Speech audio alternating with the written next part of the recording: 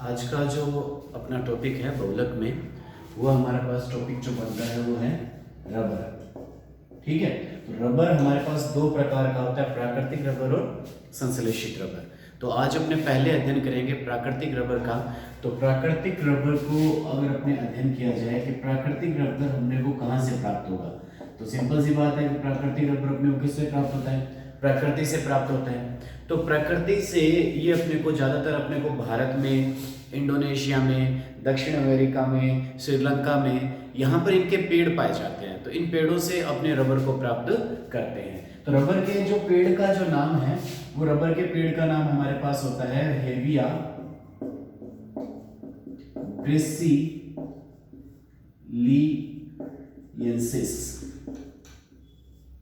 ठीक है, और गट्टा अर्च। तो ये रबर के पेड़ के नाम हैं जिससे अपने को रबर प्राप्त होता है। तो रबर के हमारे पास जो रबर के जो पेड़ थे हेविया ब्रेसिलियंसिस और गट्टा पार्चा से अपने को रबर की प्राप्ति होती है। रबर अपने को किस रूप में प्राप्त होता है, तो अपने जैसे रबर का एक पेड़ है, इस रबर के पेड़ में अपने क्या करेंगे, ये किस तरह से कोई इसमें चीरा लगा देते हैं। तो एक चीरा लगाने से क्या होगा कि इसमें जैसे हमने देखा है कि अपने ज्यादातर आपने देखा है कि आग के पौधे को अगर आग के तने को अगर तोड़ दे तो उसमें से दूध सा निकलता रहता है। तो इस तरह से रबर के जो पेड़ को अगर अपने चीर देंगे, यहाँ पर एक कट लगा देंगे, तो कट लगाने से इसमें से क्या निकलता रहेगा, एक दूध जैसी पदार्थ निकलती रहेगी। इस दूध जैसे पदार्थ को अपने क्या बोला जाता है, रबर शीट, या इसको बोलते हैं अपने लेटेक्स। ठीक है, तो रबर के पेड़ से अपने को क्या प्राप्त हुआ, रबर शीट या लेटेक्स की प्राप्ति हुई। इस रबर शीट या लेटेक्स को क्या करेंगे अपने कि इसमें अपने पानी मिला देंगे। ठीक है, और पानी मिलाकर इसको इतना ज्यादा तनु कर लेंगे कि जो हमने को पेड़ से जो प्राप्त हो रहा था उसका 20 से 30% तनु विलयन अपने इसको बना लेते हैं। तो 20 से 30% तनु विलयन बनाने के बाद में अपने इसमें एसिडिक अम्ल मिला देंगे। तो एसिडिक अम्ल मिलाने से क्या होगा कि जो रबर के जो कण हैं, वो रबर के जो कण क्या हो जाएंगे, स्कंदित हो जाएंगे। ठीक है, उनका स्कंदन हो जाएगा। वास्तव में रबर क्या होता है कि रबर जल में कोलाइड विलीन होता है। तो जब इसमें अपने एसिडिक अम्ल मिलाएंगे तो एसिडिक अम्ल मिलाने से जो रबर के जो कण है वो क्या हो जाएंगे, स्कंदित हो जाएंगे, और स्कंदन के फलस्वरूप अपने को रबर प्राप्त हो जाएगा। और उसमें जो जल है वो जल क्या हो जाएगा, पृथक हो जाएगा। इस तरह से जो अपने को जो रबर प्राप्त होता है, उस रबर में अपने जो उसको मतलब छान लेंगे, स्कंदन के बाद में छान कर जो रबर प्राप्त होगा, उस रबर को अपने नाम क्या दिया जाता है, उस रबर को अपने बोलते हैं क्रैप रबर। ठीक है, अपने स्कंदन से जो प्राप्त जो रबर होगा, उस स्कंदन से प्राप्त रबर को क्या नाम दिया जाएगा, क्रैप रबर इसको कहा जाता है। ये जो क्रैप रबर है ये हमारे लिए ज्यादा उपयोगी नहीं होता है। क्यों नहीं उपयोगी होता है, एक तो इसके अंदर क्या होता है कि जो प्रत्यास्थता का गुण है, वो प्रत्यास्थता का गुण इसका क्या होता है, कम होता है, जो अपने को अभी जो प्राप्त हुआ है, जो रबर क्रैप की बात कर रहे हैं अपने।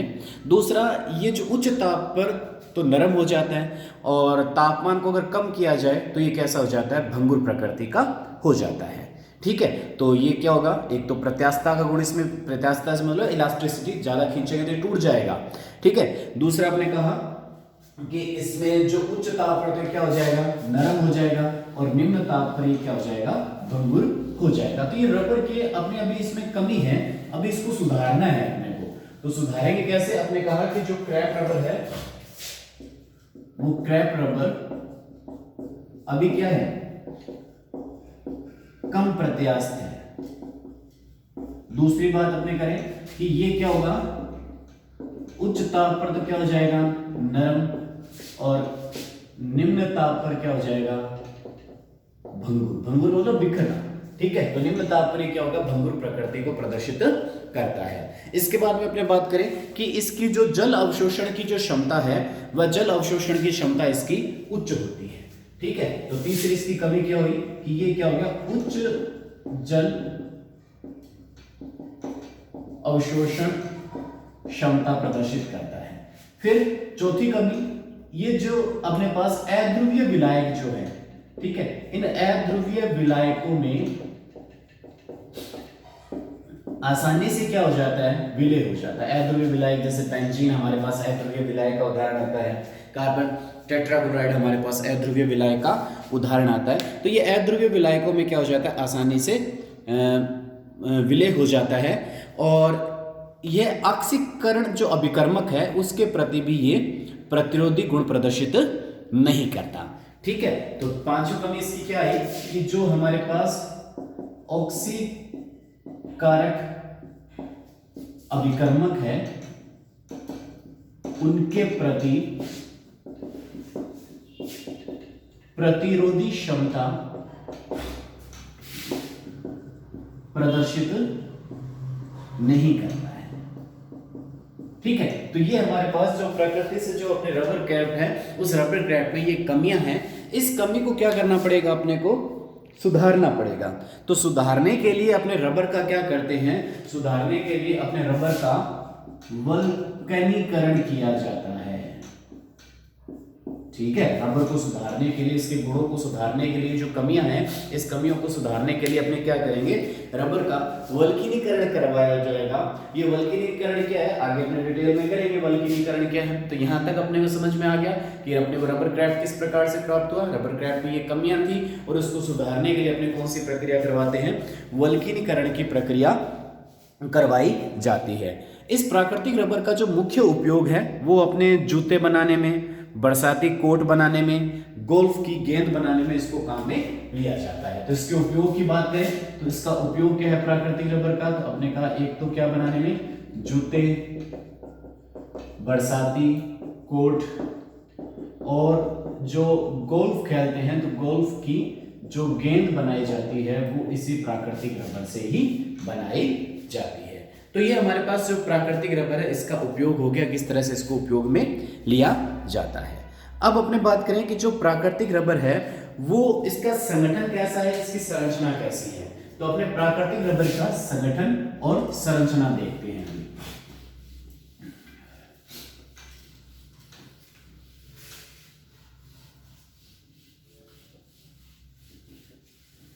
तो हमारे पास इसका जो नेक्स्ट टॉपिक बनेगा वो है प्राकृतिक रबर का संगठन कैसा है और इसकी संरचना कैसी है। तो संगठन और संरचना की बात की जाए कि प्राकृतिक रबर किस प्रकार का है, इसके संगठन क्या है, इसके अंदर रासायनिक पदार्थ किस प्रकार का है। तो अपने कहें कि जो प्राकृतिक रबर है वो आइसोप्रीन,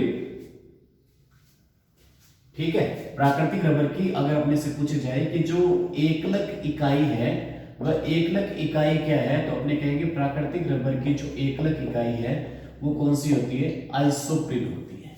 ठीक है, आइसोप्रीन का अगर आईपीएसी नाम देखें तो 2-methyl 1,3-butadiene। तो ये प्राकृतिक रबर का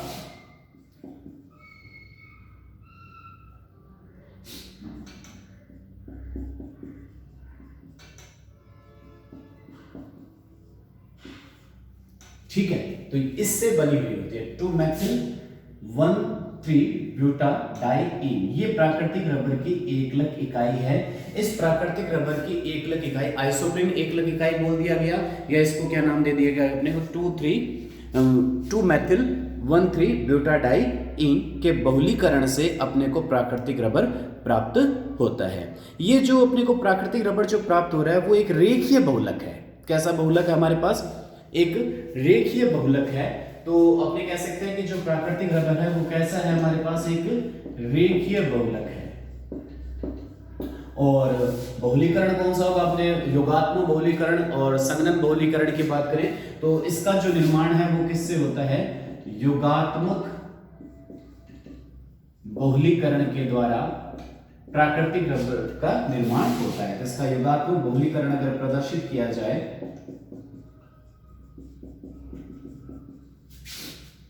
एन इकाइयां इसकी ले ली जाए और इस एन इकाइयों को क्या करवा दिया जाए, बहुलीकरण करवा दिया जाए। ठीक है, तो इसके बहुलीकरण से अपने को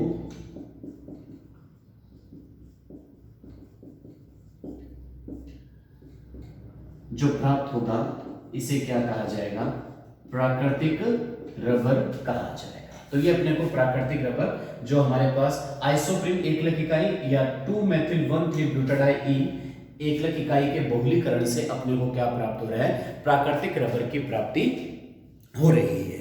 ठीक है, अब ये जो प्राकृतिक बहुलक जो अपने को प्राप्त हुआ आइसोप्रीन का जो अपने पास उत्पाद जो योग हो रहा है, वो जो योग अपने पास हो रहा है इससे दो समावेवी अपने को प्राप्त हो सकते हैं। इसको अगर अपने श्रृंखला में लिखा जाए तो अपने को यहाँ इसके दो समावेवी प्राप्त होंगे। वो दो समावेवी कौन कौन से, एक तो इसका समकक्ष रूप प्राप्त हो सकता है अपने को, और दूसरा इसका कौन सा रूप प्राप्त हो सकता है अपने को, विपक्ष रूप की प्राप्ति हो सकती है। तो अपने को इसका जो बहुलीकरण करवाया, इसके बहुलीकरण से अपने को प्राकृतिक रबर का जो आइसोप्रीन एकलक इकाई है, इस आइसोप्रीन एकलक इकाई के बहुलीकरण से अपने को इसकी दो इकाइयां प्राप्त हुई, एक तो समपक्ष और दूसरी कौन सी प्राप्त हुई, विपक्ष। इसमें से जो समपक्ष इकाई है वो जो श्रृंखलाएं जो है वो आपस में दुर्बल वान डेर वाल बंधों से जुड़ी रहती है और एक स्प्रिंग के जैसी हो जाती है। तो स्प्रिंग के जैसे होने से क्या होगा कि इनको अपने खींचेंगे तो खींचने से क्या होगा, अपने वापस मूल अवस्था में ये आ सकते हैं। दूसरा जो विपक्ष विन्यास है वो भी अपने को इसमें प्राप्त हो जाता है। अब इसमें हमने कहा था कि जो प्राकृतिक रबर है वो प्राकृतिक रबर के दो रूप अपने को मिल सकते हैं, एक तो समपक्ष रूप और दूसरा कौन सा मिल सकता है अपने को, विपक्ष रूप की अगर अपने बात करें तो हमारे पास इसकी जो एकलक इकाई थी वो एकलक इकाई अपने इस प्रकार की बनाई थी।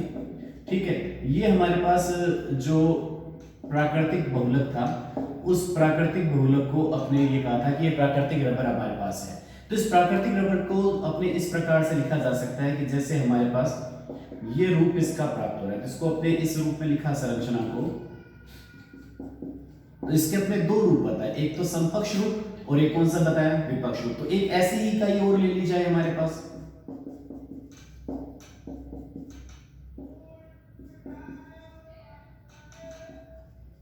तो यहां पर जो योग देखने को मिल रहा है दो इकाइयों के बीच में वो कैसा है हमारे पास, समपक्ष। तो समान समूह एक तरफ है, तो ये कौन सा रूप हो गया हमारे पास, समपक्ष रूप। और इसी समपक्ष रूप को क्या कहा जाता है, प्राकृतिक रबर कहा जाता है। ठीक है, दूसरा अपने इसका विपक्ष रूप भी बना सकते हैं। विपक्ष रूप किस प्रकार से बनाया अपने यहां पर, जैसे ये तो हमारे पास, अब इसके विपक्ष दूसरी इकाई को इसको उल्टा करके यहां पर इसके साथ जोड़े,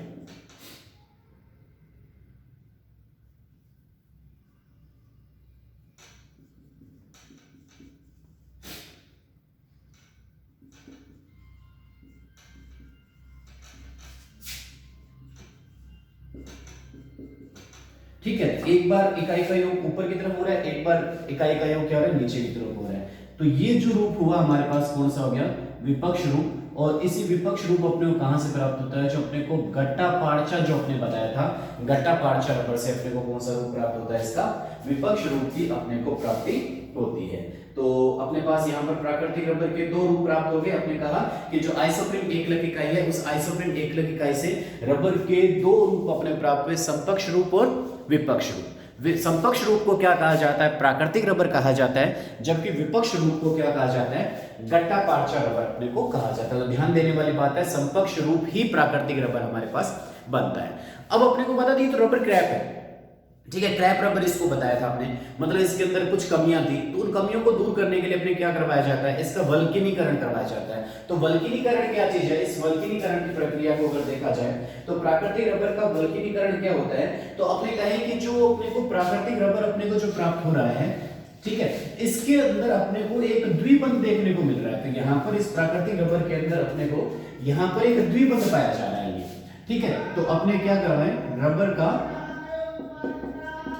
वल्कनीकरण करवाया जाए। वल्कनीकरण कैसे करेंगे, तो हमारे पास इसमें जो ये द्विबंध पाया जा रहा है, तो अपने क्या किया कि ये हमारे पास जो प्राकृतिक रबर था इसमें द्विबंध पाया जा रहा था, तो इसकी दो इकाइयां अपने ली यहाँ पर, जैसे एक इकाई ये हमारे पास है, इसी तरह से एक दूसरी इकाई हमारे पास ये और आ जाती है,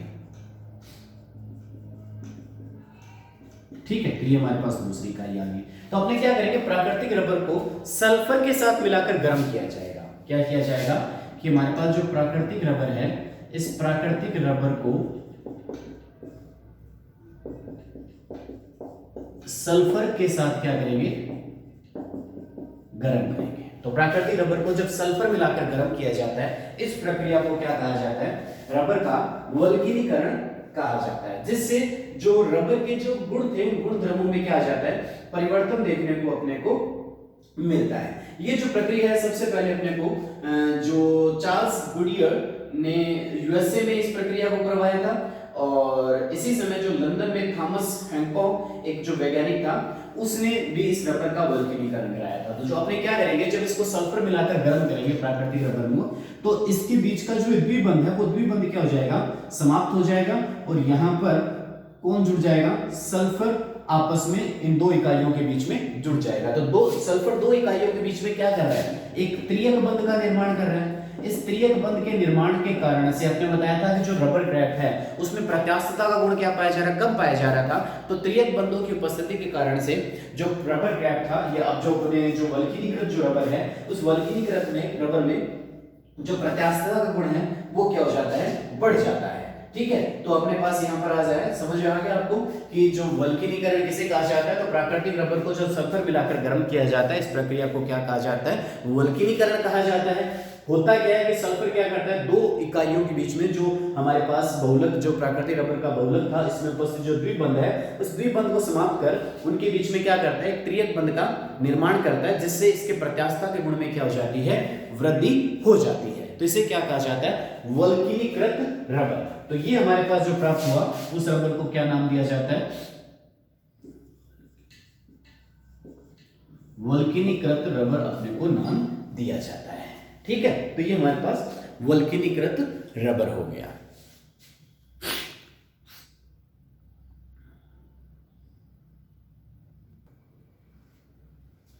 प्राकृतिक रबर को समाप्त करने वाले, क्योंकि अपने जो सारी जरूरतें हैं वो प्राकृतिक रबर से पूरी नहीं हो सकती, क्योंकि आज के समय में रबर बहुत ज़्यादा उपयोग में लिया जाने लग गया। इसके कारण से द्वितीय विश्व युद्ध के बाद में हमने संश्लेषित रबर, जिसको प्रयोगशाला में बनाया जाता है, उसका निर्माण करना शुरू कर दिया। तो प्राकृतिक रबर तो हमारे पास उसकी एकलक इकाई का नाम क्या था, आइसोप्रीन था। यहाँ पर जो संश्लेषित रबर है वो आइसोप्रीन से मिलती जुलती इकाई है, वो कौन सी है, 1,3-ब्यूटाडाइईन। तो 1,3-ब्यूटाडाइईन के व्युत्पन्न होते हैं संश्लेषित रबर। तो 1,3-ब्यूटाडाइईन क्या है, आपने कहा कि यह किससे मिलती जुलती है, प्राकृतिक रबर से मिलती जुलती है। तो ये हमारे पास इकाई कौन सी होगी, 1,3-ब्यूटाडाइईन की। आइसोप्रीन में क्या था, यहाँ हाइड्रोजन के स्थान पर क्या था, एक CH3 समूह था। तो इतना सा अंतर है हमारे पास संश्लेषित रबर और प्राकृतिक रबर की एकलक इकाइयों में।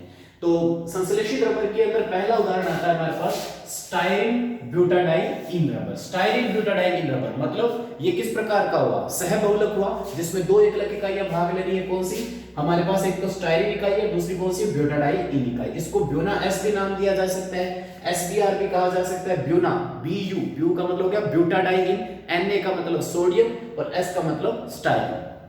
ठीक है, तो हमारे पास ये ब्यूटाडाइईन इकाई ले ली, ये हमने ले ली स्टाइरिन इकाई। इन दोनों के बहुलीकरण से हमारे पास जो रबर प्राप्त हुआ वो कौन सा प्राप्त हो गया, अपने को ब्यूना S रबर प्राप्त हो गया। ठीक है, इस ब्यूना S रबर का जो उपयोग की अगर अपने बात करें इस ब्यूना S रबर को, तो आपने जो इसका जो उपयोग टायर में, वाहनों में जो टायर वगैरह बनाने में इसको काम में लिया जाता है। इसके अलावा इसको जूते वगैरह बनाने में भी इसको काम में लिया जाता है। ठीक है, इसके बाद में दूसरा जो हमारे पास संश्लेषित रबर है वो पॉली आइसोब्यूटाडाइईन, जिसको अपने PIB कह सकते हैं। तो इसमें आइसोब्यूटाइलिन जो एकलक इकाई से मिलकर ये बनता है, तो ये हमारे पास आइसोब्यूटाइलिन एकलक इकाई है, जिसके बहुलीकरण से अपने PIB रबर का, संश्लेषित रबर का निर्माण कर दिया। इसका जो उपयोग अगर हमने बात करें कि ये जो हमारे पास जो रबर है एक ऐसा बहुलक है जो लंबे समय तक हवा को पकड़े रखता है, मतलब इसमें से जो हवा है वो इस रबर के अंदर से बाहर नहीं निकल सकती है, जिसके कारण से इसका जो उपयोग है, जो हमारे टायरों के अंदर की जो ट्यूब है या जो बास्केटबॉल की जो इनर जो स्ट्रक्चर होती है वो इसी बहुलक की बनती है। और इसके अलावा इसका जो उपयोग है वो चिपकाने वाले जो पदार्थ है, जैसे कई बार पंचर वगैरह निकालते हैं वहां वो चिपकाता है, तो ऐसे पदार्थ निर्माण के अंदर भी अपने पाइप जो पॉली आइसोब्यूटाइलिन बहुलक का उपयोग किया जाता है। ठीक है, तो इसके अलावा अपने कहते हैं कि जो कई बार अपने देखते हैं कि ज्यादातर जो गुब्बारे होते हैं उनमें अपने हवा भर के रखते हैं, तो कुछ समय बाद उसमें से हवा क्या हो जाती है, निकल जाती है। ठीक है, लेकिन जो पॉली आइसोब्यूटाइलिन है इसमें से हवा बाहर नहीं निकलती है, तो ये हवा के लिए भी अभेद होता है। इसके बाद जो नेक्स्ट हमारे पास जो संश्लेषित बहुलक है वो है पॉली ब्यूटाडाइईन। पॉलीब्यूटाडाइन, जो ब्यूटाडाइन के बहुलीकरण से हमारे पास पॉलीब्यूटाडाइलिन बहुलक का निर्माण हुआ है। इसका जो उपयोग संश्लेषित जो रबर है, इसका जो उपयोग प्राकृतिक रबर के स्थान पर किया जाता है। जहां पर प्राकृतिक रबर की उपलब्धता कम होती है उसके स्थान पर अपने इस पॉलीब्यूटाडाइन रबर को उपयोग में लिया जाता है। इसके अलावा जो इसका उपयोग है गैस्केट निर्माण में या वाहनों के कुछ हिस्से निर्माण में भी इस रबर को काम में लिया जाता है।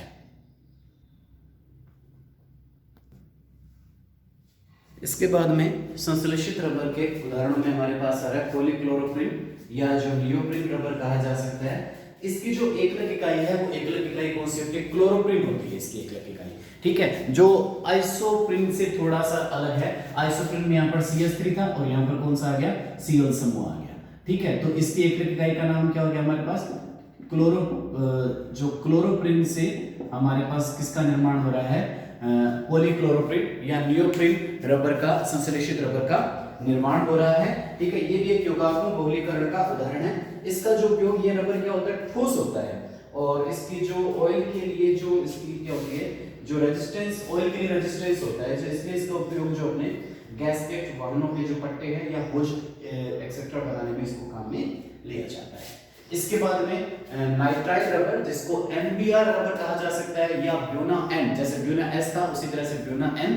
तो इसके अंदर ये भी एक सहबहुलक का उदाहरण है जिसके अंदर ब्यूटाडाइन इकाई और एक्रिलोनाइट्राइल इकाई के बहुलीकरण से इसका निर्माण हो रहा है। इसका उपयोग अपने जो ओजोन अपक्षय या तेलों के लिए जो उच्च प्रतिरोधक क्षमता ये प्रदर्शित करता है, इसमें जो घर्षण होता है वो कम होता है। ये एग्जाम में प्रश्न आया हुआ है। लो प्रतिरोधक रबर भी इसको कहा जाता है, ठीक है। तो अपने से पूछा गया है लो प्रतिरोधक रबर कौन सा है, ठीक है। तो फ्लेम रेजिस्टेंस रबर कौन सा है? इस अपने पास जो ब्यूना N रबर है वो लो प्रतिरोधक रबर है। इसका अपने को एग्जाम में इसके ऊपर प्रश्न भी आया हुआ है कि लो प्रतिरोधक रबर कौन सा है? तो लो प्रतिरोधक रबर इसको कहा जा सकता है, ठीक है। तो लो प्रतिरोधक रबर की कैटेगरी में ये रबर आता है, ठीक है। इसके अलावा इसमें अगर अपने बात करें, इसका जो उपयोग है वो ऑयल को स्टोर करने में वाले जो टैंक है या ऑयल सील है, गैस्केट बनाने में इसको काम में लिया जाता है।